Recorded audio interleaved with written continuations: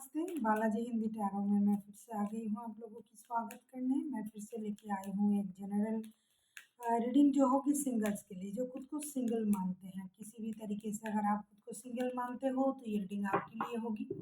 हो सकता है आप पहले किसी रिश्ते में थे लेकिन अभी नहीं हो, कभी भी कोई रिश्ते में नहीं थे तो भी आप सिंगल हुए, रिश्ते में होकर भी अगर आप खुद को सिंगल मानते हो तो ये आपके लिए होगी ये रीडिंग। ये जनरल रीडिंग है तो हर बात हर किसी के साथ रेजोनेट नहीं करेगा। जितना भी आपके साथ रेजोनेट करता है उसको रखें और बाकी को छोड़ दें। हो सकता है बाकी रीडिंग किसी और से रेजोनेट कर जाए। सनसाइन मून साइन किसी भी साइन से अगर आप कैप्रिकॉन हो यानी मकर राशि हो तो ये रीडिंग आपके लिए होगी। आप लोगों से रिक्वेस्ट रहेगा, ये जनरल रीडिंग है, प्लीज़ इसको जनरल तरीके से ही देखें। जितना भी आपके साथ रेजोनेट करता है उसको रखें और बाकी को छोड़ दें। इसमें हम देखेंगे आपकी ओवरऑल एनर्जी, फिर देखेंगे आपकी पास्ट की एनर्जी, आपकी प्रेजेंट की एनर्जी। पास्ट से अगर इन दिनों कोई आपके लाइफ में आता है तो आ रहा है तो उनकी एनर्जी कैसी होगी, और नया कोई आ रहा है तो उनकी एनर्जी कैसी होगी। साथ में एंजल के गाइडेंस क्या होगा आपके लिए। ये रीडिंग होगी 24 से लेकर 30 जून तक की। 24 से लेकर 30 जून तक की इस रीडिंग को आप खुद के साथ रेजोनेट कर सकते हो। देख लेते हैं कैप्रिकॉन।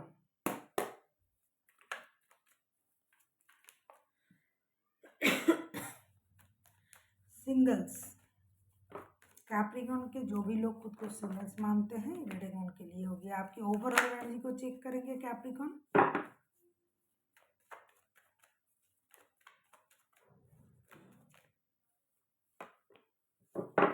फोर ऑफ पेंटिकल्स, मुझे लगता है पूरे हफ्ते 24 से लेकर 30 तारीख तक की आपकी जो एनर्जी रहेगी वो सेविंग्स करना, पैसे जमा करना, पैसे रखना, और साथ ही साथ कुछ चीज़ों को दिल से लगा के रखना, परेशान होना, हर किसी की बात को दिल से लगा लेना, बहुत ज़्यादा मैटेरियलिस्टिक आप हो जाओगे और आप सेविंग्स करना, घर बनाना, गाड़ी खरीदना, चीज़ों को संभाल के रखना और अपने मर्जी के मुताबिक हर काम को करने में आपका एनर्जी रहेगा। अभी हम देखेंगे आपकी पास्ट की एनर्जी कैसी थी। बहुत ज़्यादा मैटेरियलिस्टिक हो जाओगे आप इन दिनों, ऐसी आपकी एनर्जी रहेगी। देख लेते हैं कैप्रिकॉन आपके पास्ट की एनर्जी कैसी थी। कैप्रिकॉन के जो भी सिंगल्स है पास्ट में सॉरी माफ कीजिएगा, पास्ट में आपकी किंग ऑफ सोर्ड्स की एनर्जी थी। पास्ट में भी आपने बहुत ज़्यादा अपने बारे में सोचना सही समझा, बेकार की बातें, बेकार की लोग, बेकार की चीज़ों से खुद को दूर रखना सही समझा। आपने अपनी एस्टेब्लिश्ड होने का जो मनसा बनाया उस पर आपने काम किया। झूठ फरेब चीज़ों से खुद को दूर रखना, अपनी सेल्फ कॉन्फिडेंस से काम करना, self love, self confident, self dependent होने की जो एनर्जी थी उसको आपने इनहेंस किया। पास्ट में आपने जो कुछ भी किया खुद के बारे में सोच के आपने किया। हो सकता है आपकी बातों से लोगों को तकलीफ हुई होगी, हर्ट हुई होगी कोई कुछ लोग, लेकिन आपने किसी को हर्ट करने के लिए हो सकता है नहीं कहा, आपकी बातों से लोगों को तकलीफ पहुंची, लेकिन आपने जो सही समझा वो कहा। कुछ लोगों की नज़र से आप कुछ रूड थे, सेल्फिश टाइप की थी आपकी एनर्जी पास्ट में। ये लोगों के हिसाब से, आप अपने हिसाब से सही थे। देख लेते हैं प्रेजेंट की आपकी एनर्जी कैसी है। प्रेजेंट में आप जो हो बहुत ज़्यादा ग्राउंडेड बन गए हो, प्रैक्टिकल बन गए हो, जैसे कि आपकी ओवरऑल एनर्जी है। आप स्टेबिलिटी के बारे में सोच रहे हो, शादी, रिश्ते, इन चीज़ों के बारे में सोच रहे हो। स्पिरिचुअल वर्ल्ड से खुद को कनेक्ट करने की कोशिश कर रहे हो। स्पिरिचुअलिटी से आपका नाता जुड़ रहा है इन दिनों। ऐसा लग रहा है कि आप हर चीज़ को स्पिरिचुअली देखने की कोशिश कर रहे हो।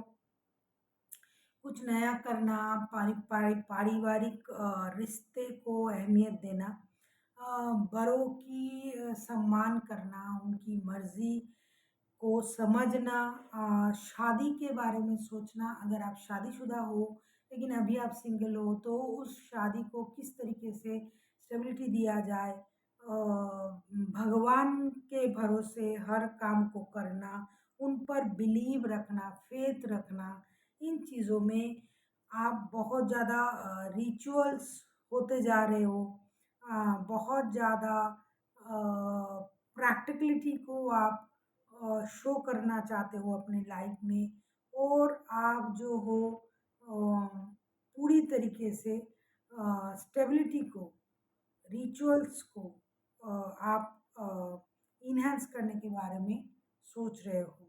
बहुत ज़्यादा एनर्जेटिक भी हो आप, पास्ट में भी थे, प्रेजेंट में भी आप बहुत ज़्यादा एनर्जेटिक हो, और मेहनत से आपने बहुत कुछ कमाया होगा, इज़्ज़त, पैसे, नॉलेज भी आपने बहुत इन्हेंस किया है इन दिनों।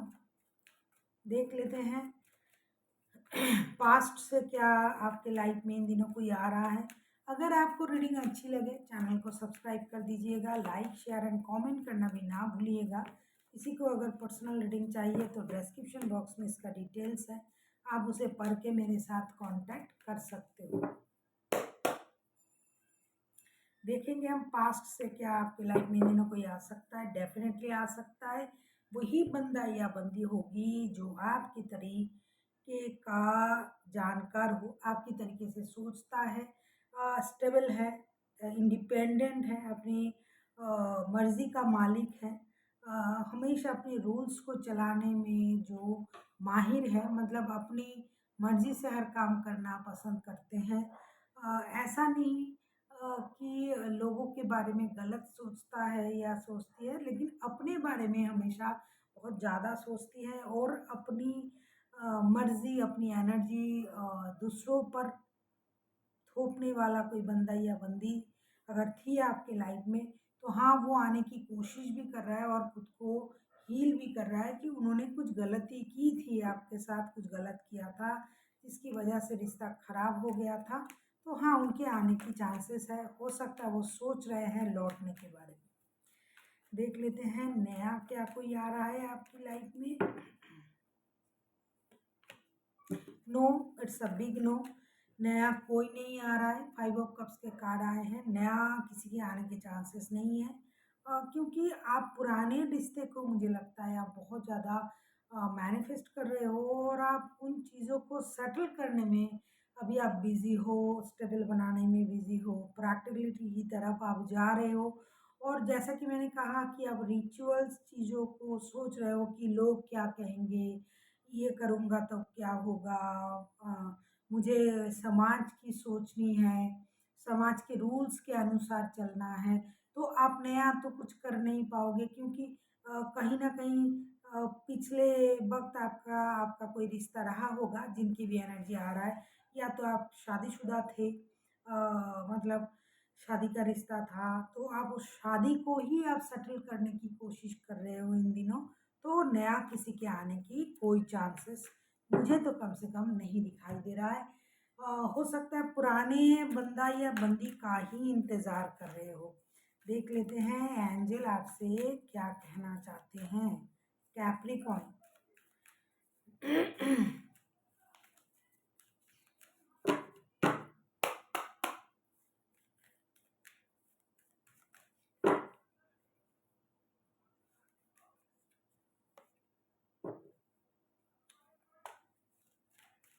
फॉरगिवनेस, मुझे लगता है कि रिश्ते में कुछ प्रॉब्लम आपको हुआ था, तभी आप अभी खुद को सिंगल्स मान रहे हो।